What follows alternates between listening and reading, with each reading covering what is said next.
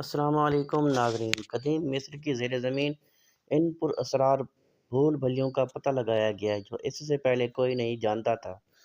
ایک اہم دریافت ہے نے ایک بار پھر مصر کے قدیم عجائبات کو اسپاٹ لائٹ میں ڈال دیا ہے اور دنیا کو حیرت اور تجسس کے ساتھ محصور کر دیا ہے۔ وقت کی ریت کے نیچے چھپی ہوئی ایک قدیم زیر زمین بھول بھلیوں کے رازوں میں سے ایک پردہ اور اٹھ گیا ہے جو مصری تہذیب اور اس کے پراسرار ماضی کی تفہیم کو ایک نئی شکل دے سکتے ہیں۔ مصری صحرا کے قلب میں ماہرین آثار قدیمہ کی ایک ٹیم نے زیر زمین سرنگوں، چیمبروں اور گزرگاہوں کا ایک وسیع نیٹ ورک دریافت کیا ہے۔ یہ بھول بھلیاں جو صدیوں سے زمانے کی نظروں سے اوجھل تھیں، آثار قدیمہ کی دریافتوں میں سے ایک اہم دریافت سمجھی جا رہی ہے۔ ابتدائی تحقیقات سے پتہ چلتا ہے کہ یہ پیچیدہ ڈھانچہ پرانے بادشاہ کا ہو سکتا ہے جو کہ گیزا کے پیرامائڈ جیسے یادگار ڈھانچے کی تعمیر کے لیے مشہور زمانہ تھا۔ بھول بھلیوں کی گہرائیوں سے ماہرین کو ہائیرولوجک اور دیوار کی پینٹنگ سے مزین چیمبر ملے ہیں جو پہلے کبھی نہیں دیکھے گئے مناظر کی عکاسی کرتے ہیں۔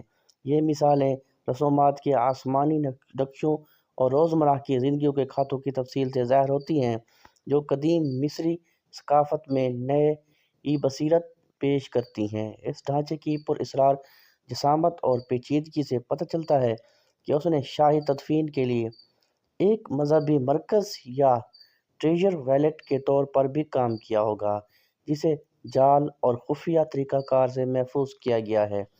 ایک انتہائی دلچسپ دریافت ہے میں ماہرین آثار قدیمہ نے ایک ایسا اچھوتا تدفین خانہ دریافت کیا جس میں ایسے نوادرات موجود تھے جو مصر کے پراسرار خاندانوں اور بھولے ہوئے حکمرانوں پر گہری روشنی ڈال سکتے ہیں۔